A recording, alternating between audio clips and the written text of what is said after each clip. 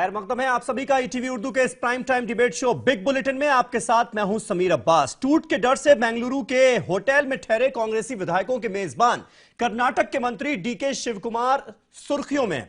उन पर income tax के छापों की गूंज संसद तक में सुनाई दी। कांग्रेस सांसदों ने लोकसभा और राज्यसभा में इस मुद्दे पर जमकर हंगामा किया। कांग्रेस ने आरोप लगाया कि ये छापे बेंगलोर के रिजॉर्ट में डेरा जमाए बैठे गुजरात कांग्रेस के विधायकों को डराने धमकाने के लिए डाले गए। खड़गे के मुताबिक सिर्फ एक राज्यसभा कैंडिडेट को हराने के लिए यह सब किया जा रहा है। सरकार की तरफ से अरुण जेटली ने साफ किया कि आईटी की टीम को विधायकों वाले रिजॉर्ट में इसलिए जाना पड़ा क्योंकि मंत्री जी वहां छिपकर बैठ गए थे। किसी कांग्रेसी विधायक की तलाशी तक नहीं ली गई। लेकिन कांग्रेस इस कार्रवाई के बाद आग बबूला है। बड़ा सवाल यह कि आखिर अपने मंत्री के लिए छापे से इम्यूनिटी क्यों चाहती है कांग्रेस, और इन छापों की टाइमिंग क्या छापों का राज्यसभा चुनाव से कनेक्शन जाहिर करती है, जोड़ती है? इसी पर करेंगे हम बात अपने तमाम खास मेहमानों से। लेकिन सबसे पहले यह रिपोर्ट। राज्यसभा चुनाव क्यों हो गए इतने अहम? कांग्रेस क्यों नहीं बचा पा रही अपनी साख? गुजरात कांग्रेस असेंबली मेंबरान के मेजबान वजीर पर शिकंजा। क्या है आईटी छापे का इंतखाबी कनेक्शन? सरकारी तानाशाही और गुंडागर्दी से आप क्या सोचते हैं कि हम डरेंगे? महंगा पड़ेगा ये सब। ईगल्टन गोल्फ रिजॉर्ट में छापेमारी के मामले पर राज्यसभा में खूब हंगामा हुआ। अपोजिशन ने छापेमारी की टाइमिंग को लेकर हंगामा किया और वेल में आकर हुकूमत के खिलाफ जमकर नारेबाजी की। कांग्रेस लीडर गुलाम नबी आजाद ने कहा कि अगर छापेमारी करनी ही थी तो 1 माह कबल या 1 माह बाद करते। वहीं मरकजी वजीर अरुण जेटली ने कहा कि ये छापेमारी महज डीके शिवकुमार की रिहाइशगाह पर थी, न कि कांग्रेस मेंबरान असेंबली के कमरों पर। इसका सीधा संबंध इन रेड का, माननीय फाइनेंस मिनिस्टर ने कहा, लीडर ऑफ द हाउस ने, कि एक व्यक्ति पर कर रहे हैं। ये व्यक्ति पे आप 1 महीने बाद कर सकते थे, 1 महीने पहले भी कर सकते थे। ये आज क्यों कर रहे हैं? As of today, as of now, they have taken him to his residence, and there is no tax official at the resort. No search at the resort has taken place. No search on any MLA has taken place. A particular minister of Karnataka was being searched. Since he had gone and parked himself in the resort certainly is not an immunity area where he can get an immunity from the laws, and therefore they have gone there to take him to his residence. He has been now taken to his residence and is being interrogated at his residence. Eagleton golf resort पर income tax की छापेमारी के बाद सियासी गलियारों में कोहराम much गया है, क्योंकि वहां गुजरात के मेंबरान असेंबली मुकीम थे और इसकी वजह से अपोजिशन छापेमारी की टाइमिंग को लेकर सब बरहम है। पहले भी कांग्रेस की जानिब से बीजेपी मेंबरान असेंबली की खरीदो फरोख्त और उनको डराने धमकाने के इल्जामात लग चुके थे, लेकिन अब इनकम टैक्स की छापेमारी के बाद कांग्रेस ने बीजेपी पर इनकम टैक्स के गलत इस्तेमाल का भी इल्जाम लगा दिया है।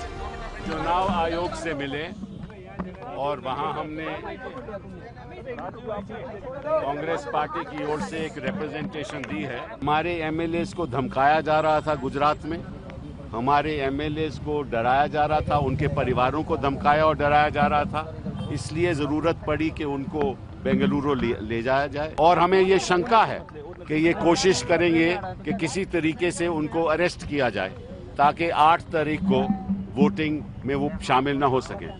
कोई कार्रवाई किसी ने करनी है तो बिना चुनाव आयोग के पूछे नहीं कर सकता। ये हमारी मांग है और हम मानते हैं कि चुनाव आयोग इस पे कोई ना कोई ठोस कदम उठाए। लोकतंत्र पे हमला है, ये लोकतंत्र संविधान पे हमला है और ऐसा आज तक कभी नहीं। वहीं छापेमारी के बाद कांग्रेसी मेंबरान असेंबली के मेजबान कर्नाटक के वजीर डी शिवकुमार सुर्खियों में आ गए हैं और इस छापे को कांग्रेस गुजरात इलेक्शन से जोड़कर देख रही है, जबकि बीजेपी इसे महज इनकम टैक्स का छापा बता रही है।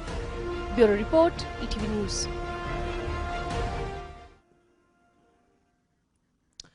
तो इन छापों का राज्यसभा चुनाव से क्या कनेक्शन है, यह हमारा आज का सवाल। तमाम खास मेहमान हमारे साथ जुड़ चुके हैं। हमारे साथ मीम अफजल साहब मौजूद हैं, जो कि नेशनल स्पोक्स पर्सन है कांग्रेस पार्टी के। गोपाल कृष्ण अग्रवाल साहब national spokes person Bharatiya Janata party के मेरे साथ इस डिबेट का हिस्सा हैं। राजकुमार भाटी साहब सीनियर लीडर समाजवादी पार्टी के मेरे साथ स्टूडियो में मौजूद हैं। अरविंद निषाद साहब स्पोक्स पर्सन जेडीयू के, वो हमारे साथ पटना से मौजूद हैं। और खालिद इबादुल्लाह साहब जो कि टीएमसी तृणमूल कांग्रेस के लीडर हैं, वो हमारे साथ कोलकाता से लाइव मौजूद हैं।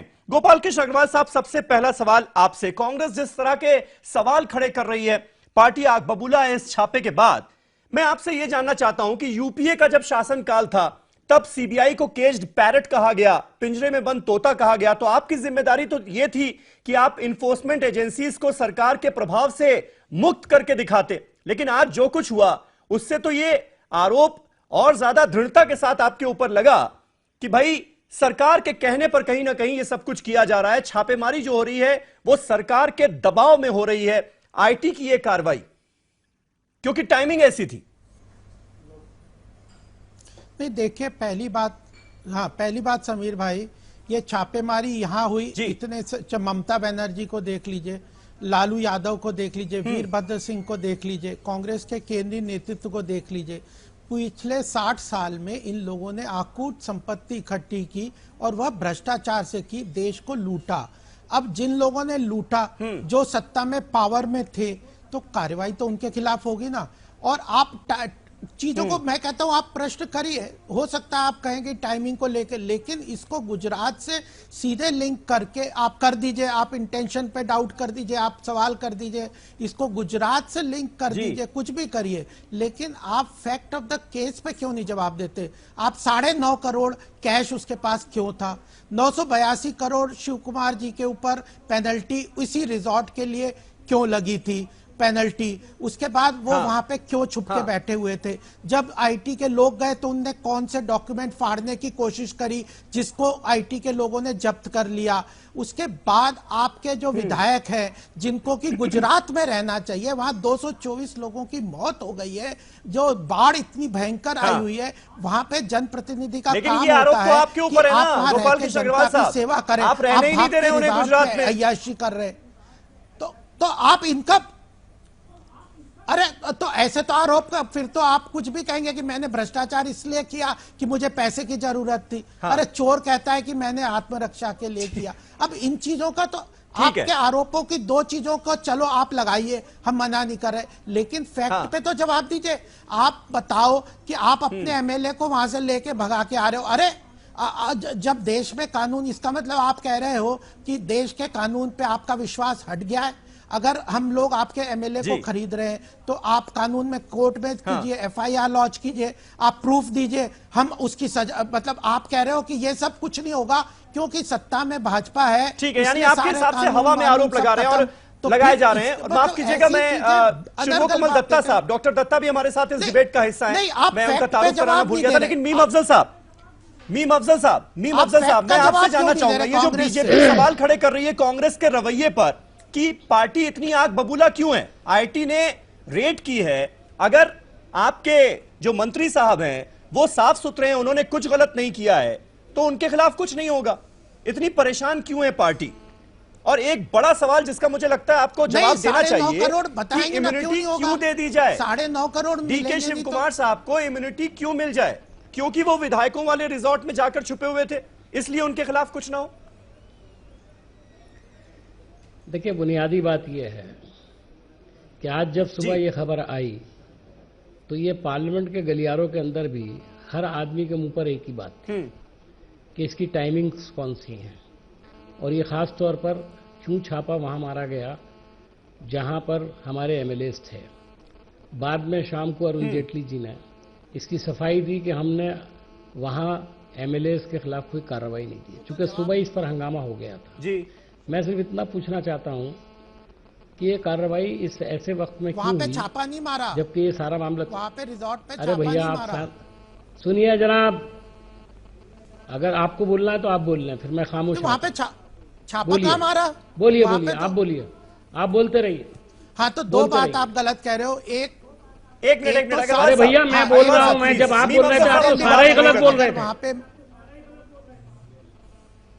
गलत सही हम डिसाइड कर लेंगे। जी, मीम अफजल साहब। 9.5 करोड़ हो, 10 करोड़ हो, 50 करोड़ हो, हाँ, उसका हिसाब तो उनसे लिया जाएगा ना।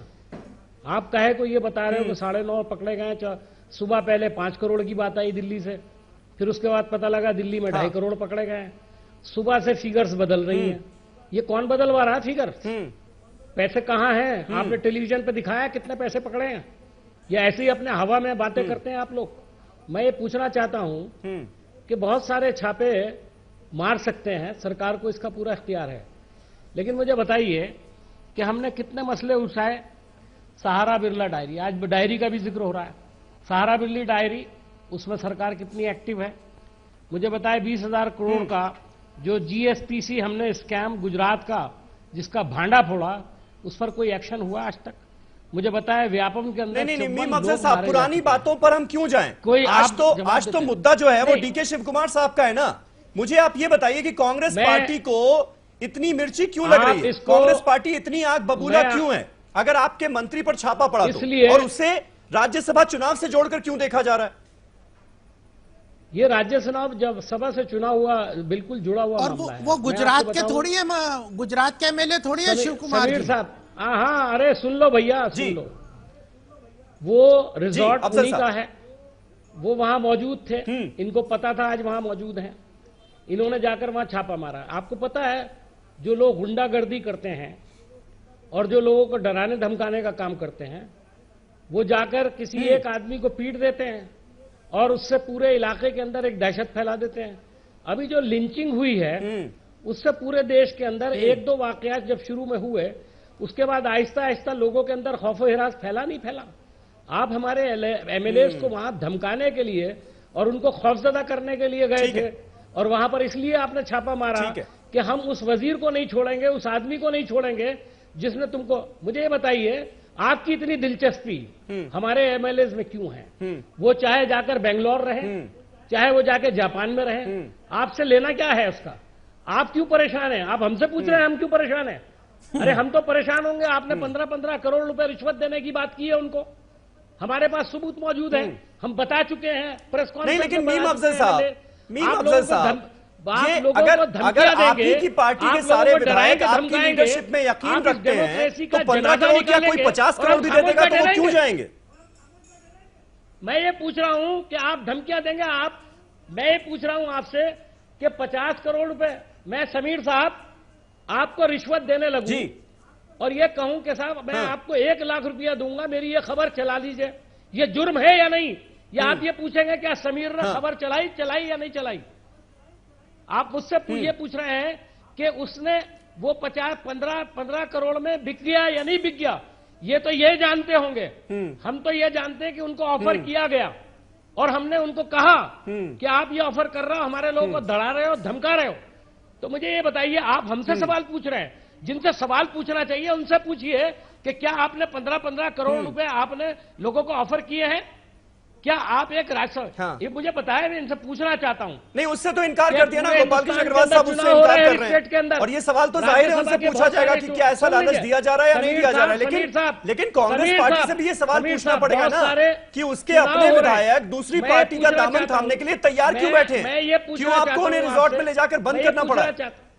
मैं ये पूछना चाहता हूं कि आप इनसे पूछिए जी कि अहमद पटेल साहब में ऐसी क्या खुसूसियत है कि आप नहीं पूरी पार्टी उनके पीछे पड़ गई है कि उनको नहीं जीतने देंगे। अभी तक कितने राज्यसभा के चुनाव हुए, कोई खबर आई खरीदो फरोख्त की? कहीं कोई खबर आई किसी ने हंगामा किया? ये अहमद पटेल के पीछे हाथ धो के पड़ने का मतलब बता दे बस कि वो क्या है, क्यों अमित शाह उसके पीछे पड़े हैं। ठीक है मीम अफजल साहब, मैं आऊंगा आपके पास। अरविंद निषाद साहब हमारे साथ मौजूद हैं, अभी एनडीए का हिस्सा बनी है जेडीयू। अरविंद निषाद साहब इस्तेमाल कर रहे हैं। अरविंद निषाद साहब, जेडीयू का क्या रिएक्शन है इस पूरे मामले पर? क्योंकि ये बातें बिहार में भी हुई थी कि भाई कहीं ना कहीं दबाव डाला जा रहा है नीतीश कुमार पर, कहीं ना कहीं डराया धमकाया जा रहा है, और उसके बाद उन्हें एनडीए में लाने की कोशिश की जा रही है। हालांकि उसको आपने खारिज कर दिया। लालू यादव अभी भी ये बोल रहे हैं। अब एक बार फिर वही आरोप लग रहा है कि राज्यसभा इलेक्शन के लिए भी यही सब कुछ हो रहा है।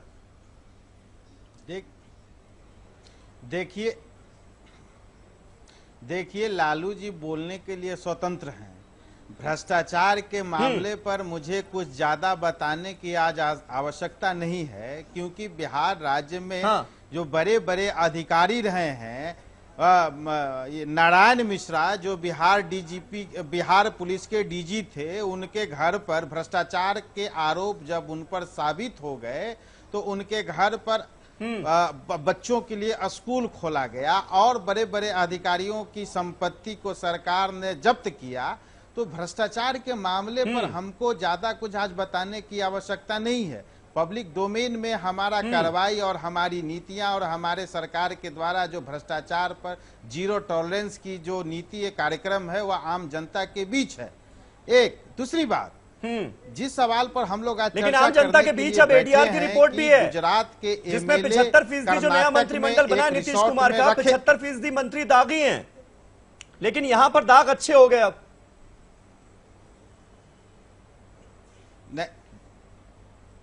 नहीं, देखिए जो जिन मंत्रियों के बारे में आप चर्चा कर रहे हैं उनका केस का नेचर कुछ अलग है। जो भी सार्वजनिक जीवन में रहने वाला व्यक्ति होता है, जब वह धरना प्रदर्शन आंदोलन करता है या चुनावी क्षेत्र में जाता है तो राजनीतिक प्रतिद्वंदिता में अनेक तरह के लोग मुकदमे झेलते हैं। इसलिए यह कहना कि लोग दागी हैं, मैं ऐसा नहीं मानता हूं। लेकिन खैर, जो गुजरात के एमएलए कर्नाटक में जो बंद हैं, मैं ये सवाल जानना चाहता हूं कि इसके पहले गुजरात के 6 एमएलए ने इस्तीफा देकर के बीजेपी में जो शामिल होने का काम किया और कर्नाटक में जहां कांग्रेस पार्टी की सरकार है वहां पर एक रिसोर्ट में सरकार की निगरानी में उन विधायकों को क्यों रखा गया है और वहां पर माननीय मंत्री जी के निगरानी में सारे लोग थे। क्या यह इस बात का प्रमाण नहीं है कि उन कांग्रेस पार्टी को अपने विधायकों पर कोई नियंत्रण नहीं है, उनके नेताओं पर उनके अपने नेताओं पर भरोसा नहीं है या उनके नेतृत्व क्षमता पर आज विश्वास नहीं है? यह प्रमुख सवाल है। इसलिए कांग्रेस पार्टी अपनी तमाम नाकामियों को छुपाने के लिए तरह तरह की मनगढ़ंत किस्से कर रही है। एक आध सवाल बीजेपी से भी कर लीजिए या बिल्कुल सरेंडर कर गए? अभी चंद रोज पहले वो तो सरेंडर करेंगे भाटी साहब, लेकिन जवाब दीजिए कि लीडरशिप की भी कमी है क्या जिसकी वजह से आज ये स्थिति हुई? जिस बात का जिक्र बार बार मीम अफजल कर रहे हैं, आरोप तो आप लगा सकते हैं, लेकिन क्यों आपके विधायक छटक कर दूसरी पार्टी में जाने के लिए तैयार बैठे हैं? इस सवाल का जवाब भी तो देना पड़ेगा ना, विपक्ष को सोचना तो पड़ेगा कि क्यों ऐसा हो रहा है। नहीं, देखिए वर्तमान दौर में भारतीय जनता पार्टी ने राजनीति का स्तर इतना नीचे गिरा दिया है, राजनीति को खुली मंडी के रूप में परिवर्तित कर दिया है।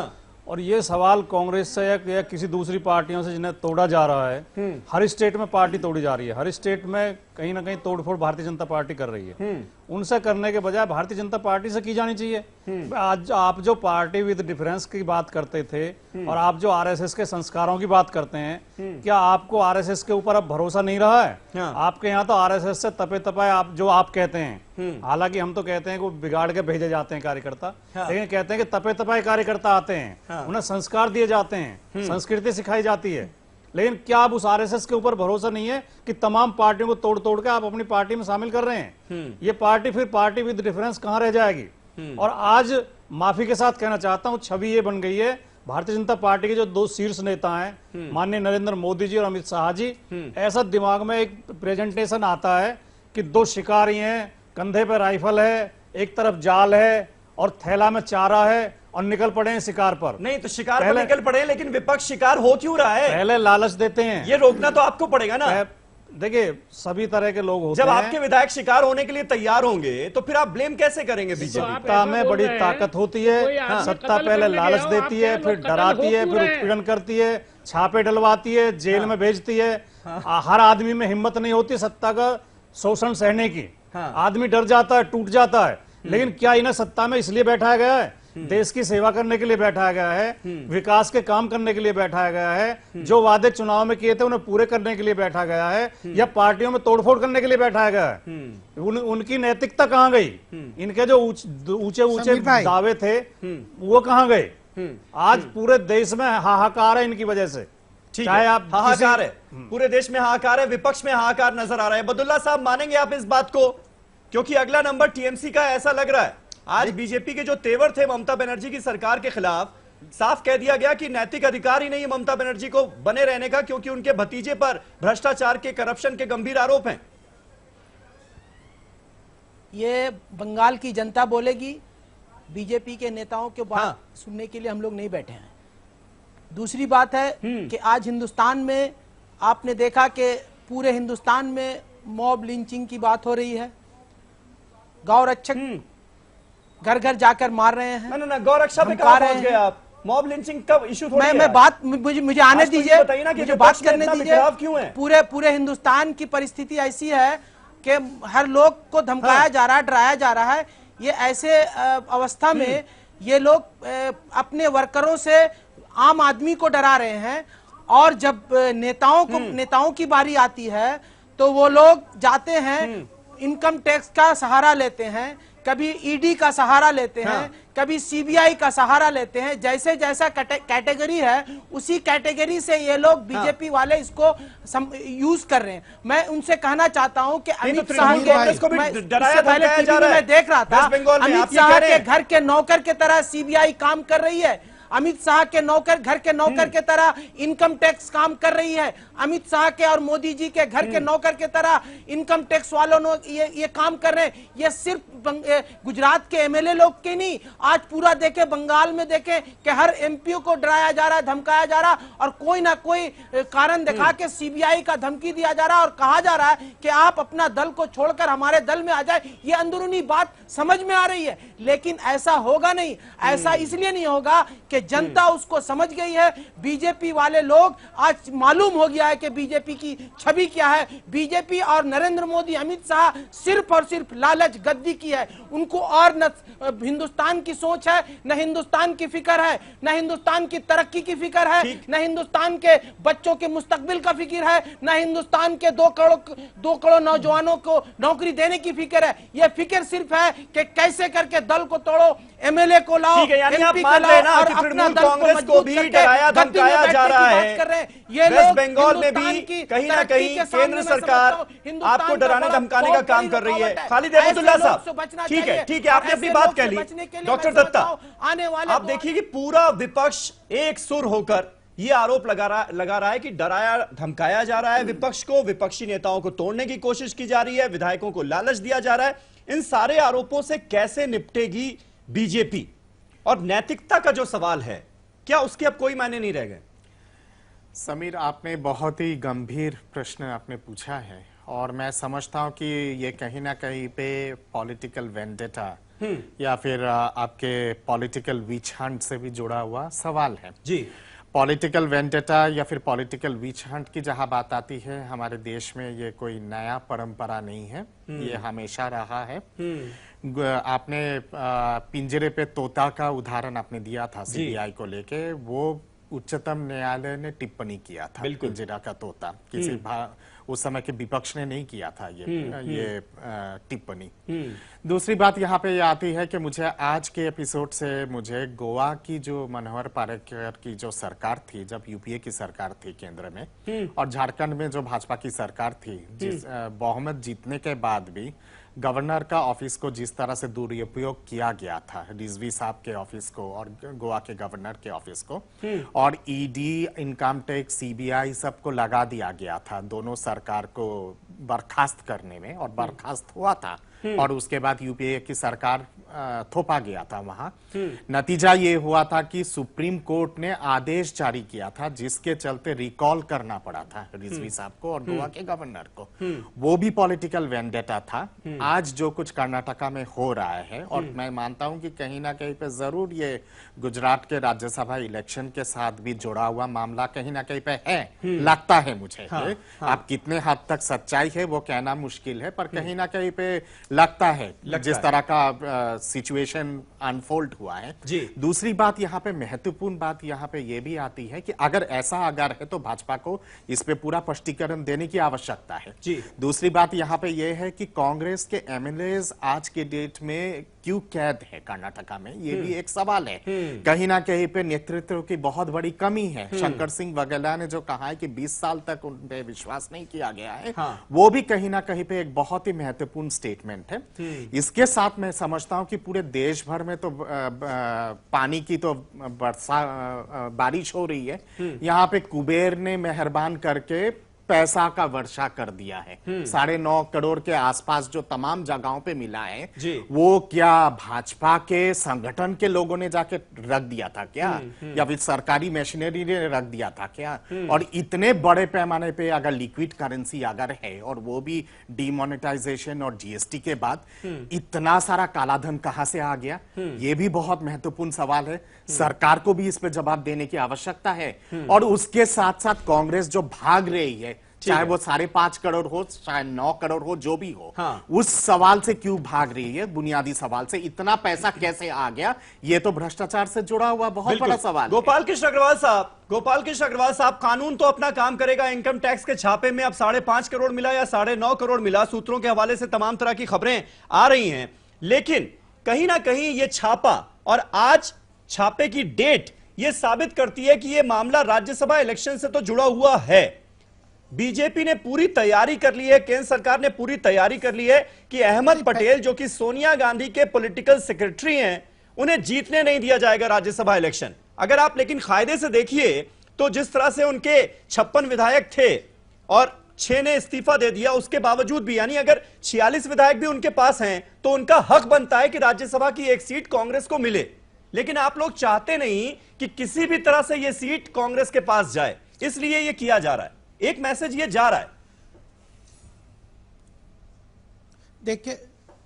देखिए मैसेज आप कुछ भी उसका निकाल लीजिए। पहली बात, हम सत्ता में हैं, पॉलिटिक्स में है, हमें हर इलेक्शन जीतना और हमें सत्ता में आना, एमपी बनना, एमएलए बनना, यह हमारा काम है। इसके लिए अगर हम कुछ कर रहे हैं with in the legal means, election commission जीतने के लिए नैतिकता भी कोई चीज अग्रवाल साहब, ये सारे अनैतिक रास्ते इस्तेमाल करोगे, नजरों में कर रहे हैं। बिल्कुल सही कहा। सुन लीजिए, अभी सुन लीजिए प्रश्न मुझसे, ये बात बिल्कुल इन्होंने सही कहा कि हमें सत्ता में आने के लिए हमें जरूरत पड़ रही है। अगर आपको ये लगता है, अगर आप सुन लीजिए, अगर करोड़ों रुपया दे के खरीद रहे हैं तो आप प्रूफ दीजिए आपका क्या। आप मैं पूछ रहा हूं कि आपको देश के कानून पे विश्वास तो होगा ही, ऐसा नहीं है। जनता देख रही है, अगर आपके पास जनता देख रही है, आप लोगों की हरकतों को जनता देख रही है, जाइए इलेक्शन कमीशन में जाइए, आपकी जो हम उस पे तरक्की की जो बात हुई थी, काले रुपया को जो लाने की बात हुई थी, और बहुत सारे बातें को मैं सुन लीजिए। आपका भाषण मैंने सुन लिया। ये सब आपने ये सब इशू को खड़ा किया। मैं समझता हूँ कि आप जानबूझकर कर रहे हैं, क्योंकि आपको मालूम है कि आपने काला धन नहीं ला सकते। आप 15 लाख रुपया बैंक के अकाउंट में नहीं दे सकते। आप नौजवानों को 2 करोड़ नौकरी नहीं दे सकते। ये सब को छुपाने के लिए कोई ना कोई इशू लाकर जनता की दिमाग को भटकाना चाहते हैं। लेकिन आने वाले दिनों में 2019 में इस भटकाने नहीं जाएगा। 2014 में एबादुल्ला साहब, आपसे सवाल नहीं था, गोपाल कृष्ण अग्रवाल से सवाल है। एक मिनट प्लीज, ऐसे बीच में मत बोले, ऐसे बीच में मत बोले। दूसरा कोई बोलेगा आपके बीच में तो आपको समस्या हो जाएगी। आपने ही दिया था 15 एबादुल्ला साहब, अकाउंट में देंगे, आपने गोपाल कृष्ण अग्रवाल साहब आप बोले, नौकरी देंगे, ये सब कहाँ गया? एबादुल्ला साहब एक मिनट, आपकी आवाज म्यूट करनी पड़ेगी मुझे प्लीज। देखिए सबसे पहली प्लीज गुजारिश है आपसे अग्रवाल साहब। देखिए पहली बात, जो पश्चिम बंगाल में हो रहा है, नारदा स्कैम तो हमारे टाइम पे नहीं आया, पहले से चल रहा है। उनके बड़े बड़े मिनिस्टर उसमें इन्वॉल्व हैं, उसका जवाब इन्होंने देना है। शारदा स्कैम है, पश्चिम बंगाल में कानून की क्या व्यवस्था है, या टीएमसी को जवाब देना। लेकिन आज का वो विषय पश्चिम बंगाल नहीं, बहुत सारे विषय उठा सकता हूं। पश्चिम बंगाल में कैसे हिंसा हो रही है। एक तो गुजरात में कांग्रेस के विधायकों को तोड़ने की कोशिश की गई, 6 विधायक छोड़ते हैं, 3 आपकी पार्टी में शामिल हो जाते हैं। उसके बाद जब कांग्रेस अपने विधायकों को लेकर बेंगलोर जाती है तो वहां पर भी आप पहुंच जाते हैं, वहां पर भी आप छापा डलवा देते हैं। तो ये सवाल तो उठेंगे ना कि आप कहीं ना कहीं डराने धमकाने की बात कर रहे हैं, विधायकों को डराने की बात हो रही है, उन्हें अपने खेमे में लाने के लिए। नहीं, देखिए ऐसे कोई विधायक कोई बच्चे नहीं है कि उनको ऐसे डराएंगे। अरे सीबीआई ने जो रेड की है, अभी भी कानून की पूरी व्यवस्था है। अगर उनके पास 9.5 करोड़ नहीं मिलते, उनकी एक्टिविटी वो कानून में एविडेंस को डिस्ट्रॉय करते हुए नहीं मिलते आईटी लोगों को, तब तो आप और प्रश्न कर सकते थे। फिर भी आप इंटेंशन में कह सकते हैं, टाइमिंग को कह सकते हैं, वो जवाब हम देंगे। लेकिन बुनियादी सवाल ये है कि शिव कुमार जी कोई गुजरात के एमएलए नहीं थे। गुजरात के एमएलए क्यों कर्नाटक में बैठे हुए, ये भी एक बुनियादी सवाल है। क्यों ये जो अपोजिशन के सारे नेता हैं यह पूरे भ्रष्टाचार में इतने सारों से लिप्त थे, तो कानून और क्या आप कहते हैं कि income tax department, investigation agency कुछ नहीं करनी चाहिए, चुप बैठे रहने चाहिए? अगर ये कहते हैं कि और भी लोग भ्रष्टाचार में इन्वॉल्व थे तो ठीक है, पहले और भी उनका ये कह सकते हो कि आप इसके ऊपर भी एक्शन लो, उसके ऊपर, लेकिन इसके ऊपर शिव कुमार के ऊपर क्यों एक्शन लिया ये नहीं कह सकते। हाँ, आप कह सकते हो कि 4 लोग और हैं, उन पे भी एक्शन लीजिए, ठीक है, वो हम बात करेंगे, उसके ऊपर चर्चा करेंगे। जिस दिन आप कहेंगे कि पनामा पेपर पे करेंगे, सहारा पे करेंगे, हम उस पर भी चर्चा करेंगे। लेकिन आज जब शिव कुमार जी पे एक्शन लिया है तब आप ये कह सकते, उसको गुजरात से लिंक करके, ठीक है, गुजरात से लिंक है तो क्या है, क्या वो भ्रष्टाचार में, ये जो भ्रष्टाचार पे उनके ऊपर आरोप है, 982 करोड़ का उनके ऊपर पेनल्टी तो कर्नाटक गवर्नमेंट ने लगाई थी, तो क्या वह भी गुजरात से लिंक्ड है क्या? तो अल्टीमेटली 9.5 करोड़, 10 करोड़, 10.5 करोड़ इतना पैसा उन्होंने लिया। आईटी ऑफिशियल्स ने बताया है, डिपार्टमेंट ने बताया है, उनके पास इंफॉर्मेशन थी। नहीं, एक और बात है, आखिरी बात, 30 सेकंड, नहीं एक बात समीर भाई, यह जो 4 दिन पहले, नहीं समीर भाई एक मिनट समीर भाई, लास्ट 30 सेकंड, तो यह जो इनकम टैक्स वहां पे गई और शिव कुमार जी पे एक्शन लिया, यह केवल इस बात से थोड़ी है कि 4 दिन पहले वहां एमएलए गए तो ले लिया। अरे ये तो बहुत दिन पहले से केस चल रहा था, उनके पास बहुत सी इंफॉर्मेशन है, उन्होंने बताया है कि जवाब दे रहे हैं।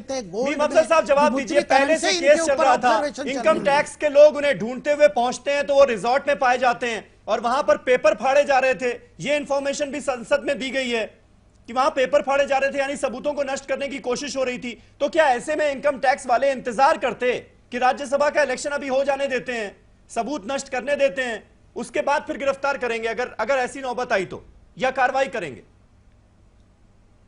देखिए समीर साहब, सबसे पहले तो आप ये समझ लीजिए कि शिव कुमार जी पर जो केस चल रहा है ये कितना पुराना है।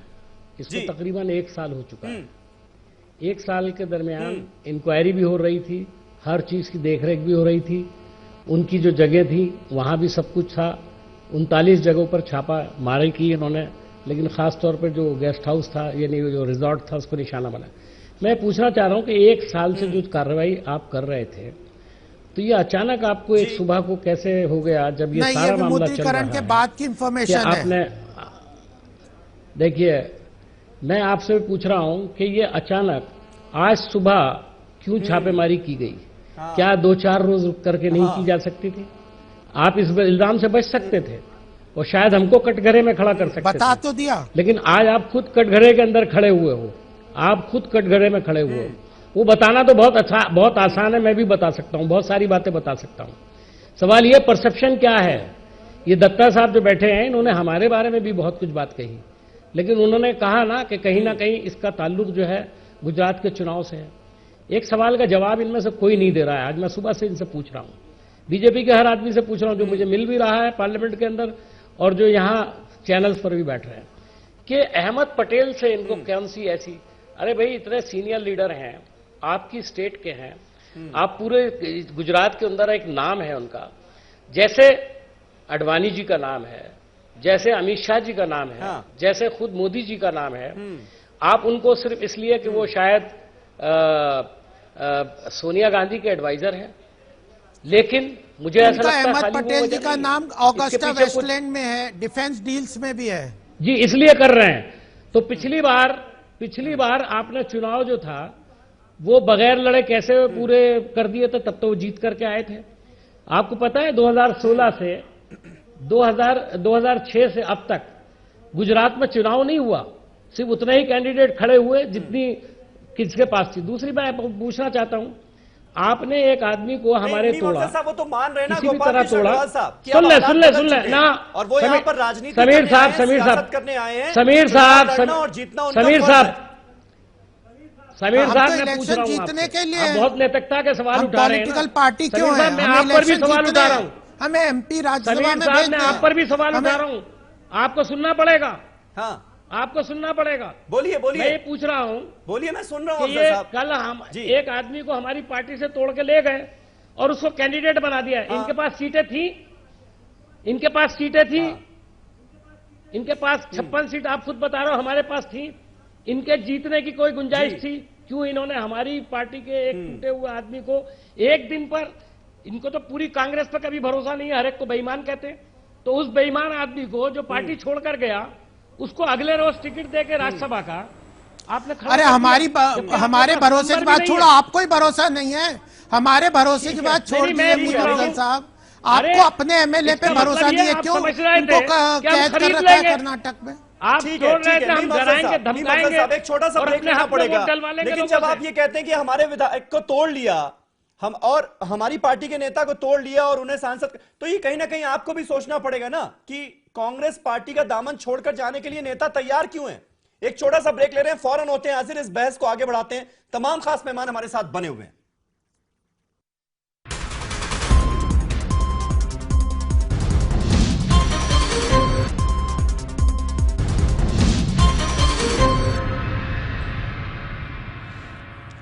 तो आखिर अपने मंत्री के लिए छापे से इम्यूनिटी क्यों चाहती है कांग्रेस, इतना आग बबूला क्यों है अगर कर्नाटक के एक मंत्री पर आईटी की रेड होती है तो?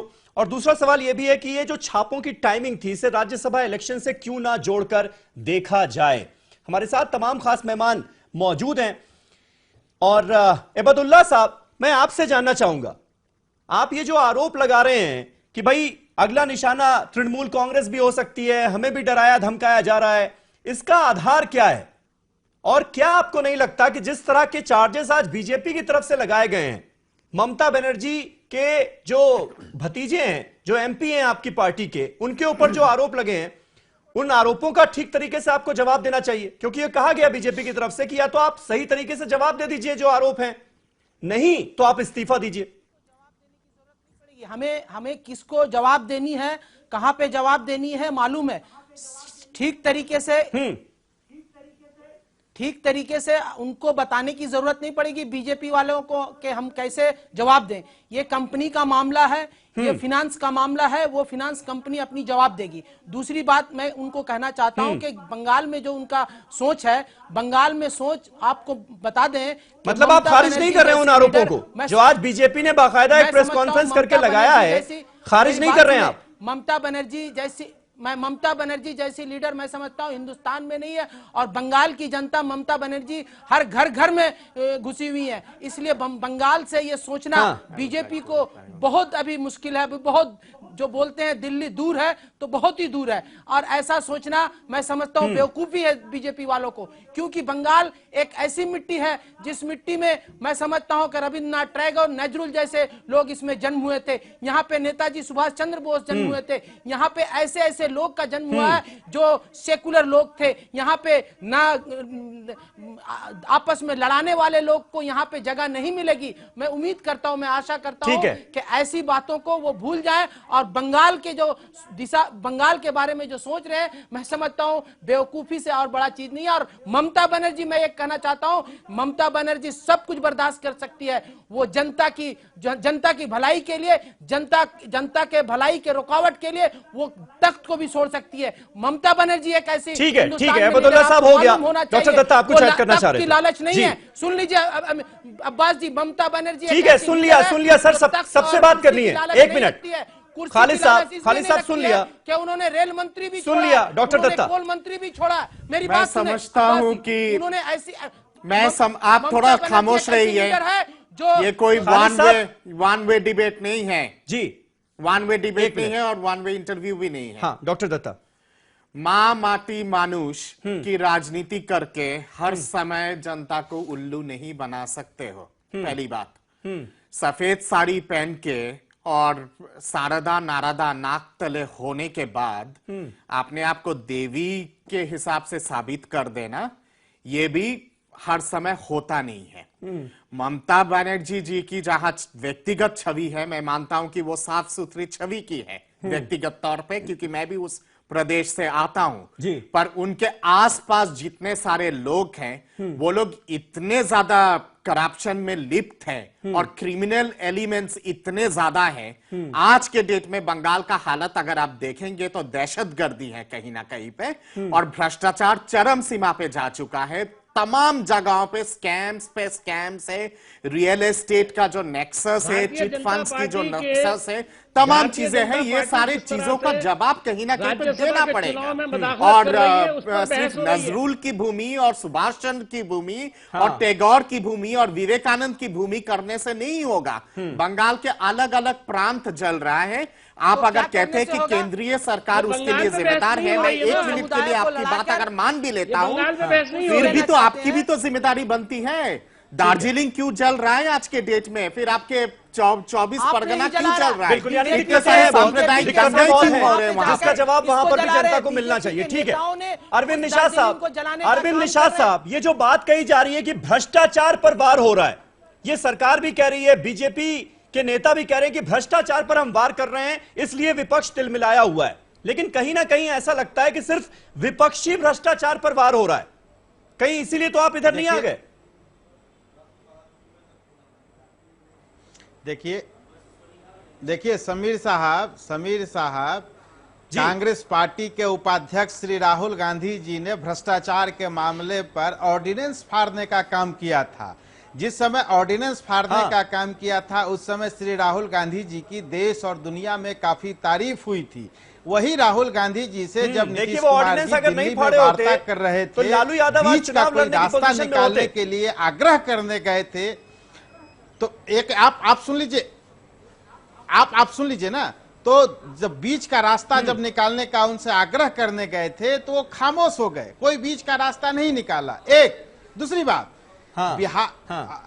बिहार में तेजस्वी प्रसाद यादव, मीसा भारती या राबड़ी देवी पर जो आरोप लगे हैं और जो विभिन्न कंपनियों के जो रजिस्ट्रेशन में सीएम हाउस का एड्रेस दिया गया है, सेम केस आज पश्चिम बंगाल के मुख्यमंत्री आवास का, पश्चिम बंगाल के मुख्यमंत्री के भतीजा के कंपनी का पश्चिम बंगाल के मुख्यमंत्री का एड्रेस दिया गया है। सेम नेचर ऑफ केस है। इससे यह प्रमाणित होता है कि कहीं न कहीं ये लोग भ्रष्टाचार के आकंठ में डूबने का काम किया, चाहे वो पश्चिम बंगाल के मुख्यमंत्री के भतीजा का केस हो। आज जो वहां जो रेड हुआ और रेड में जो दस्तावेज प्राप्त हुए हैं और जो कंपनियों का जो पता दिया गया था वह मुख्यमंत्री निवास का पता दिया गया था। यह तो अपने आप में समझ से परे है कि जो मुख्यमंत्री का आवास है, सरकारी आवास है, मुख्यमंत्री का निवास है, उसका आप व्यवसायिक इस्तेमाल कैसे कर सकते हैं, इसका उत्तर देना पड़ेगा टीएमसी के नेताओं को, मुख्यमंत्री को। अरविंद साहब, ठीक है अरविंद जी, मीम अफजल साहब, वो ये मानने के लिए बिल्कुल तैयार नहीं है कि सिर्फ विपक्षी भ्रष्टाचार पर हमला हो रहा है। मैं अभी आपको सिर्फ इतना कहूंगा कि चूंकि ये बहस नीतीश कुमार पे नहीं हो रही थी, लेकिन हमारे दोस्त जो नीतीश कुमार जी की पार्टी से हैं वो भ्रष्टाचार में बड़ा लंबा भाषण दे रहे हैं और शायद ये साबित करने की कोशिश कर रहे हैं कि अपोजिशन में अगर कहीं भ्रष्टाचार है तो उससे लड़ना चाहिए। मैं पूछना चाहता हूं, अभी आपको एक आधा मिनट की एक मोदी जी की क्लिप सुना रहा हूं और 32 नहीं 33 इल्जाम उन्होंने नीतीश जी पर, लालू जी पर लगाए थे इलेक्शन के दौरान में। 33 घपले बताए थे आपके, उसके बाद आप उधर चले गए तो आप एकदम पाक साफ हो गए। जरा सुन लीजिए गौर से क्योंकि आपके लिए ये आंखें खोलने के लिए काफी होगा। और ये प्रधानमंत्री बोल रहे हैं, मैं नहीं बोल रहा। क्या मतलब रह गया मीम अफजल साहब? अरे क्यों नहीं रह गया, क्यों नहीं रह गया? मैं सूची देख रहा था, मैं जरा हैरान हो गया। ये अपने आप को ईमानदारी की बातें। अरे मीम अफजल साहब से ये पूछिए ना कि भ्रष्टाचार के मामले पर ऑर्डिनेंस फाड़ने का काम उनके नेता ने किया था। सेम नेचर का कंपनी का केस आ रहा है, मुख्यमंत्रियों का मेरे बारे में नहीं बोल रहे, इस्तेमाल किया जा रहा है। कांग्रेस के बारे में नहीं बोल रहे। इस्तेमाल करने के लिए मुख्यमंत्रियों का आवास होता है।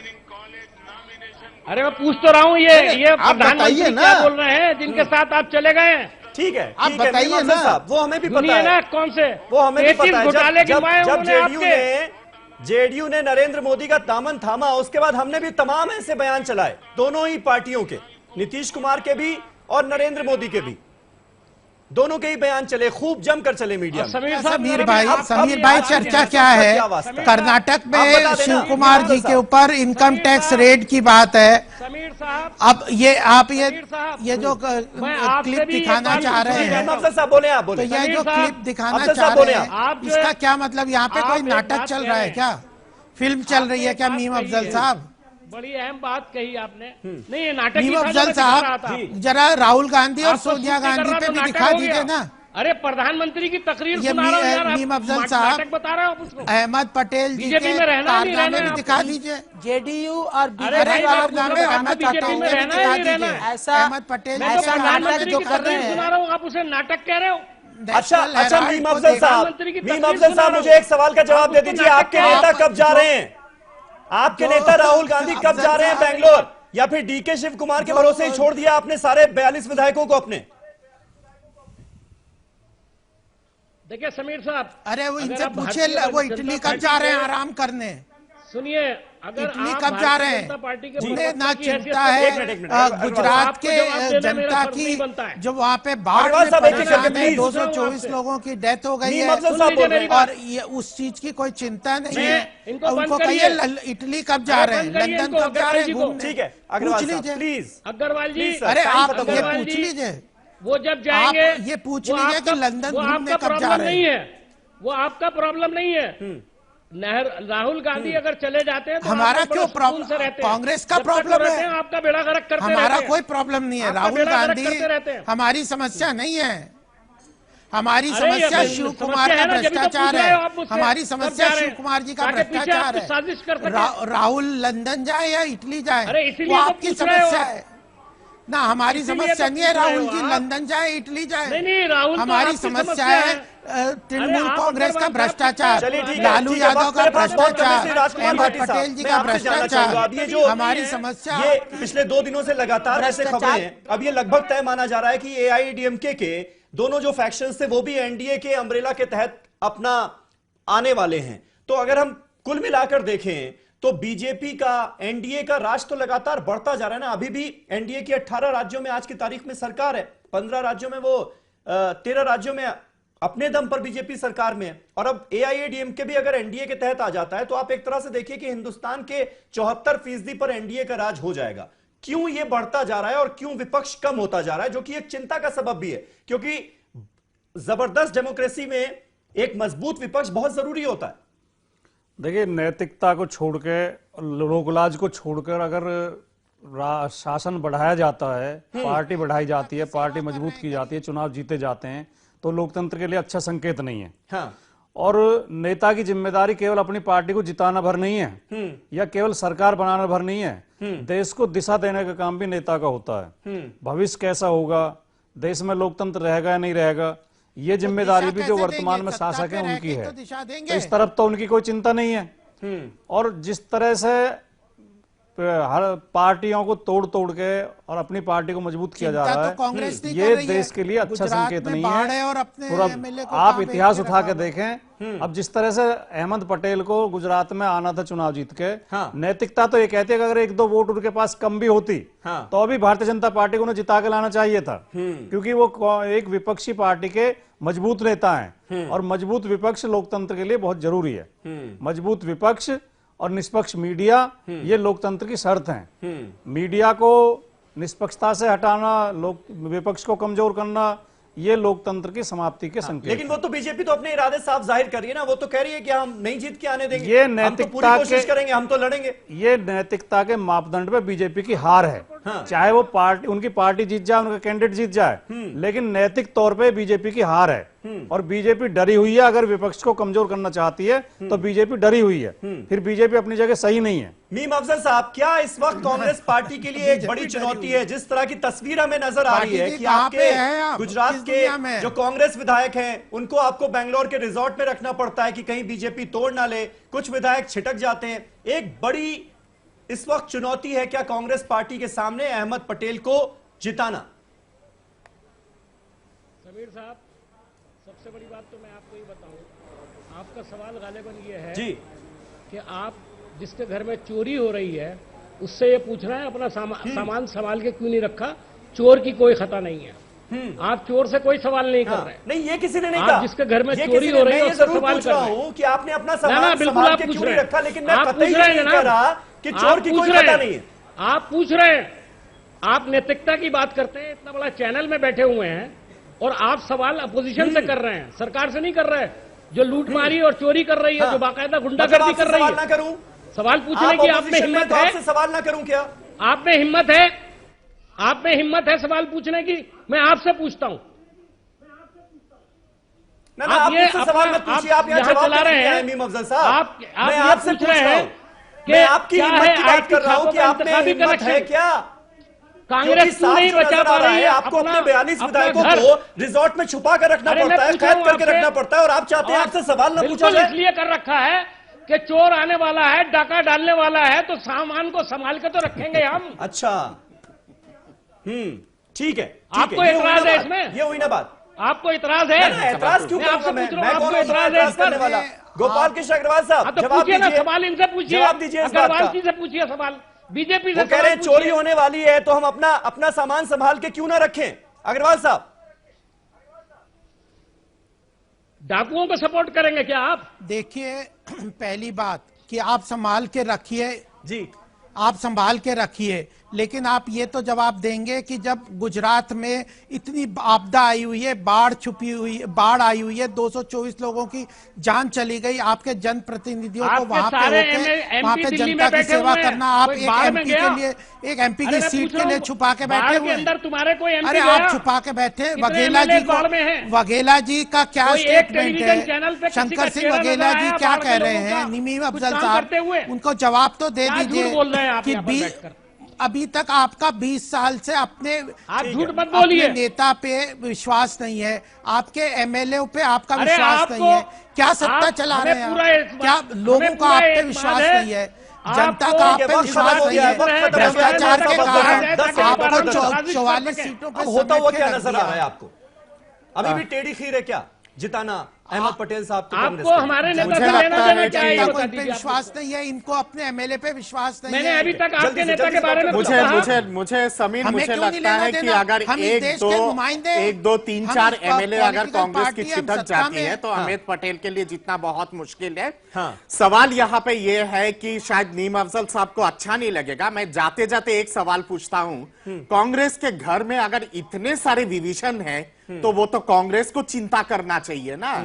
सारे क्यों तितर बितर हो रहे बिल से और इधर उधर क्यों भाग रहे? इधर उधर भाग रहे, कोई अगर शिकार कर रहा है इधर उधर भाग रहे, और कोई अगर शिकार कर रहा है तो उस शिकार को रोकिए, उस शिकार को रोकिए। इतने सारे विभीषण मत पालिए आप अपने संगठन। बहुत शुक्रिया आप सभी का हमारे साथ शामिल होने के लिए। मीम अफजल साहब नाराज ना हो, सवाल सबसे पूछा जाएगा, पक्ष से भी, विपक्ष से भी, सरकार से भी और ऑपोजिशन से भी। बहुत बहुत शुक्रिया आप सभी का हमारे साथ इस डिबेट में शामिल होने के लिए। कल एक नए टॉपिक पर नई डिबेट के साथ हाजिर होऊंगा। तब तक के लिए आप देखते रहिए ATV उर्दू, क्योंकि यहां खबरों का सिलसिला लगातार जारी।